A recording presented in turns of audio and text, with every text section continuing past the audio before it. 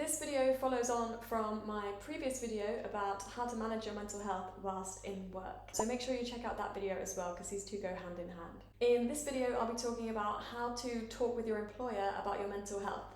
And that includes who to talk to, how much to say, what your rights are, and how to be confident when articulating your needs. If you're new here, I'm Nicola. I'm an occupational therapist and I make videos about mental health and living well. Talking with your employer about your mental health is a pretty powerful tool when it comes to managing your health at work. Usually the biggest barrier that holds us back from doing this is that ugly beast called stigma. Sadly, even though we have laws in place to protect us against discrimination, we can't say that stigma and discrimination don't exist. So just to clarify the two terms, stigma is like the negative stereotype and discrimination is the behaviour that occurs as a result of that negative stereotype. Because we fear discrimination, we often end up not getting the help that we need or not getting the same rights and privileges as everybody else. We worry that we're going to be poorly judged and we might be fired or unhireable as a result. Many of us, without even realising it, are stigmatising ourselves. We might be telling ourselves, I can't tell anyone how ill I am, they'll see me as weak. It's really hard for us to feel empowered and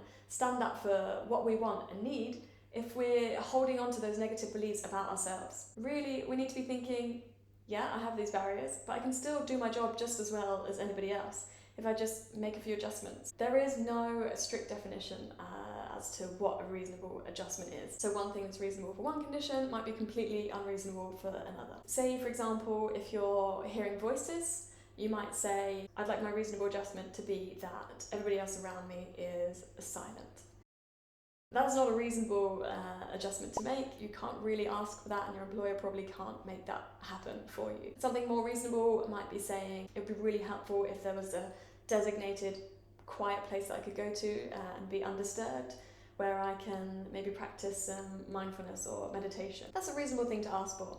Other adjustments which are pretty standard for a lot of people are things like flexible working hours, working from home one day a week, or working from home if you're struggling to get into the office, having more time off for medical appointments, working in a separate office, or it could be asking to have more one-to-ones with your line manager to make sure you're feeling very well supported. Don't feel like you're asking too much. You're not fighting for privileges, you're fighting for small adjustments that are going to mean that you can do your job just as well as anybody else. If your mental health is not classed as a disability, then your employer is not obliged to make these adjustments for you. But I think, as I said before, it's still worth having this conversation with them, as if they want to keep you happy in work, they're probably going to be willing to make some subtle adjustments for you anyway. So, who to talk to? No shade to the lovely HR people out there, but I will say that not everybody I've spoken to has had the best experience when talking in a lot of detail with people from HR about the kind of intricacies of their own individual mental health. Often they have a lot of staff that they need to take care of and they have to take a lot of direct orders from senior management. So they may not always have the capacity to be fully invested in your individual needs. Often the person that is most invested in you as an individual tends to be your line manager or somebody else in senior management that you have a kind of working relationship with. These are the people that see you day to day doing your job. They value the work that you do.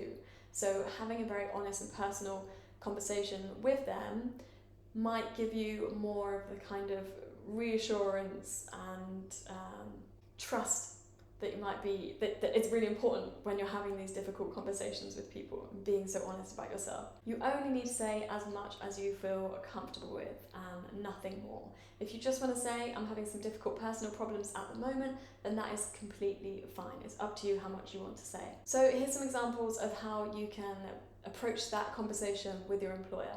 Now here's a bad example. I got diagnosed with schizophrenia last week. That was why I was off sick and I said I had the flu. My doctor said I should tell you about this because you might be able to help. They gave this leaflet to me to give to you, and I've got one as well. It says what schizophrenia is, and they said Google it, research it, and that's all we can do for now. Can I still keep my job? Alright, so this is a bad example because in this example you're assuming that you can't do your job because you have this diagnosis, so you're kind of stigmatising yourself and you're putting a negative spin on it. I never recommend telling someone to Google something. You always want to give your own personal anecdotal experience. You always want to make sure you're getting in there what your strengths are. You're dealing with this challenge, but you still have many brilliant things about you that are not going to go away just because you have that diagnosis. A good example: I have a diagnosis of bipolar disorder, so sometimes I have lots of energy and then other times I can feel quite low and not have much energy. I've got it under control, but I do have to take medication and it makes me drowsy sometimes. Because bipolar is a disability, I know I'm entitled to some reasonable adjustments. For me, it would be useful if I could start later on drowsy days, and if I'm feeling low, be able to work from home or have flexible hours, and that will really help me. So in this example, you're talking about what's going on honestly, but you're putting a positive spin on it. You're saying, I've got this problem, but I'm taking control of it. I'm doing all of the right things. I'm letting you know.